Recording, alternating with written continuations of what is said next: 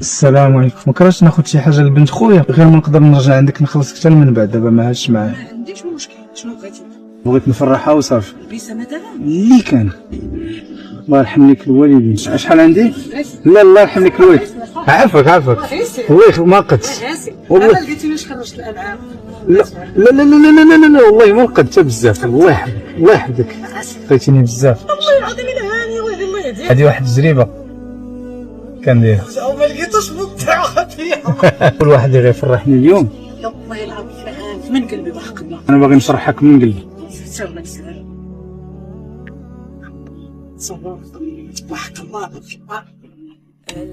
سيدي سعد اليوم ما حبيتي مازال ما خلصتوش. بحق الله لا غتقد تخلصي دابا. سيدي الله يسهل عليك. الله يكثر خيرك. الله يجي عندي اليوم غادي عمرو يخيبك ودخلتي لي في قلبي. انت والله عمرك. والله غادي نعاونك مازال ان شاء سير الله. الله يسهل عليك. هاي كلمتي عندك نزيدك شي حاجه.